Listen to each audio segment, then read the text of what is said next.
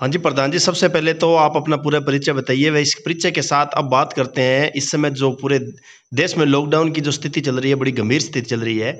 इसके साथ ही अगर बात करें तो आपका जो समुदाय है, ड्राइवर समुदाय, उनकी स्थिति भी आज बड़ी दयनीय स्थिति है। तो किस प्रकार से आप इस व्यवस्था को रखते हैं और क्या मांग रखते हैं आप? नमस्कार साथियों। Jaskaran Sandhu, Rajasthan taxi operator union प्रदेश प्रेसिडेंट राजस्थान।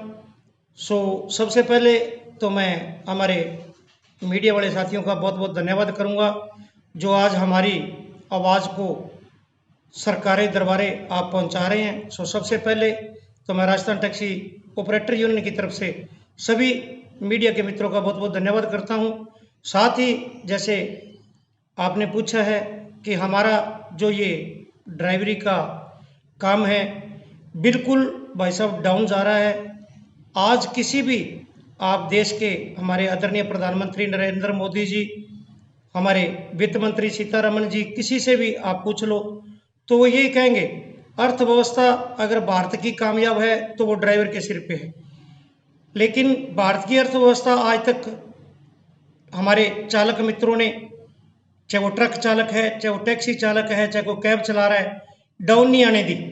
लेकिन आज हमारी सरकारों ने, जो हमारी आर्थिक स्थिति है वो इतनी डाउन है कि हमें कोई नहीं पूछ रहा। आज दिल्ली सरकार 5-5 हज़ार रुपया ड्राइवर मित्रों को दे रही है उनके घर खर्चे के लिए, और राजस्थान सरकार, पंजाब सरकार, हरियाणा, हिमाचल, गुजरात, सेंट्रल सरकार ने आज तक कोई बयान भी नहीं दिया हमारे हक में कि ड्राइवर इतनी बुरे दौर से गुजर रहे हैं।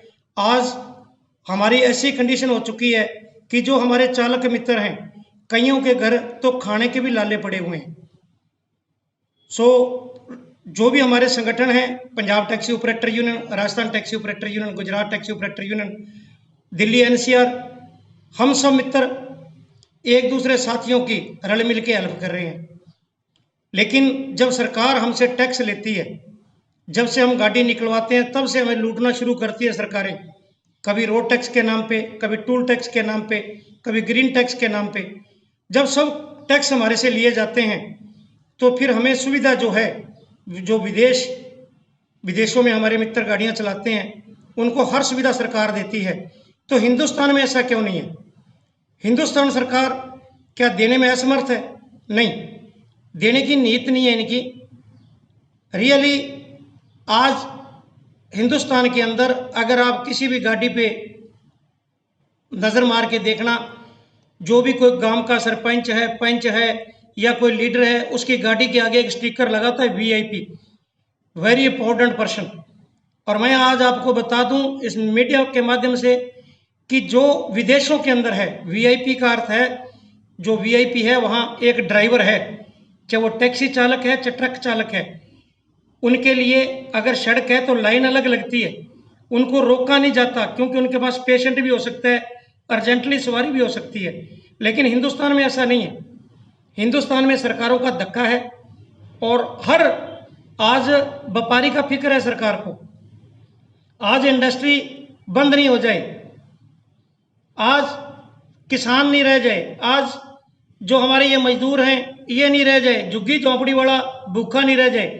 लेकिन सच बताता हूं दोस्तों कि सबसे ज़्यादा मार आज जो पड़ रही है वो जो मध्यम वर्ग है, जो मीडियम वर्ग है, चाहे वो ड्राइवर है, चाहे कोई छोटा दुकानदार है, ना तो वो किसी से मांग सकता है और ना ही कोई उसे उसके घर देने आता है। उसका कारण क्या है? अगर कोई सरकारी या सामाजिक संस्थाएं हैं, वो किसी भी तरह का राशन बांटती हैं तो झुग्गी झोंपड़ी की तरफ भागती हैं। सरकार की जो स्कीमें आती हैं, वो जो हमारे शहर के सबसे करोड़पति लोग हैं उनके बीपीएल कार्ड बने हुए हैं, जब मर्जी चेक करवा लो।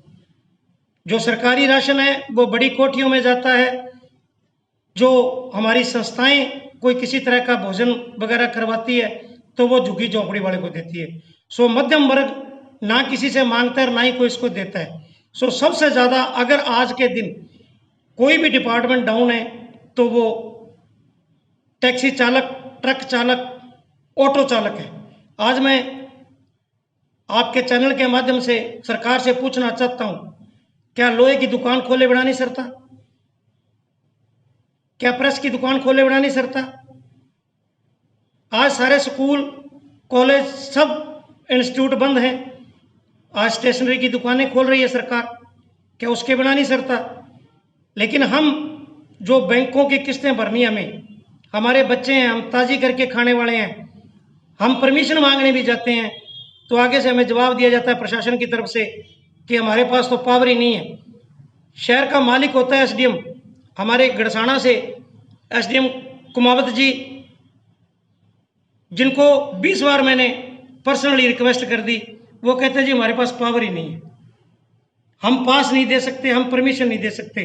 तो मैं पूछना चाहता हूं कि जब हमें बाहर नहीं निकलने देना, 10वें महीने की 15 तारीख तक, 15 अक्टूबर तक टूरिज्म पॉइंट सारे बंद कर दिए गए हैं, मंदिर मस्जिद गुरुद्वारे सब बंद कर दिए गए हैं, सब स्टेशन जो है हिल स्टेशन वो बंद कर दिए गए हैं, शादी ब्याह वो रोक दिए गए हैं, जो पैलेस हैं वो भी सरकार ने अपने अंडर में ले लिए, तो हमारा काम कैसे चलेगा?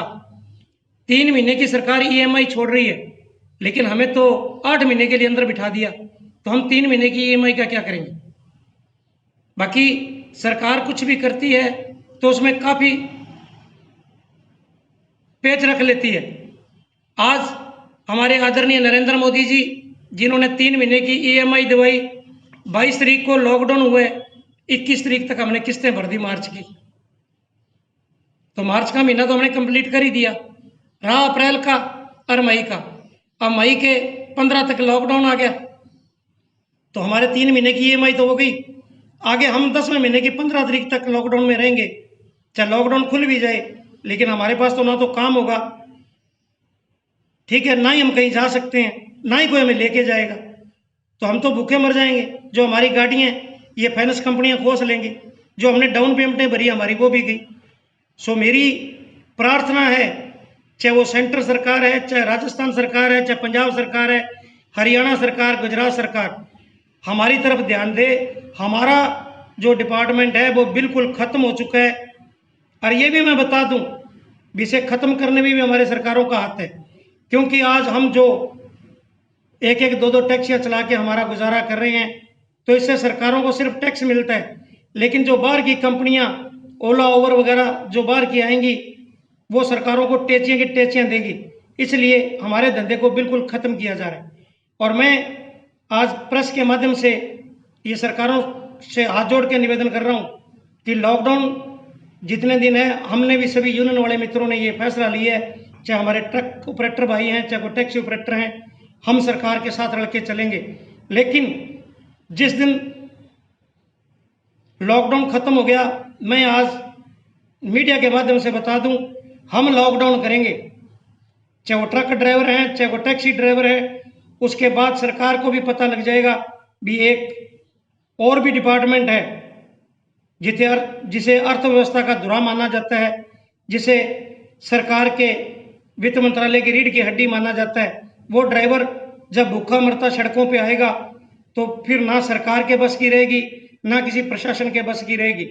सो मैं बार बार ये प्रार्थना करता हूँ मीडिया के माध्यम से कि हमारी ओर ध्यान दिया जाए, और जो हमारा ये काम है ये बिल्कुल ख़त्म हो चुका है। जो ईएमआई है वो हमें 31 दिसंबर 2020 तक छोड़ी जाए, और जो हमारी किस्तें हैं, जो हमें बैंक ब्याज के लिए परेशान कर रही हैं, जो फाइनेंस कंपनियां, उन्हें पाबंद किया जाए कि वो हमारे घर पे आके हमें जलील नहीं करे। अगर सरकार इन बातों पे गौर करेगी, हम बिल्कुल कोऑपरेट करेंगे, सरकार के साथ रल के चलेंगे। अगर सरकार हमारी नहीं सुनेगी, हम भूख मरते सड़कों पर उतरेंगे। धन्यवाद, नमस्कार।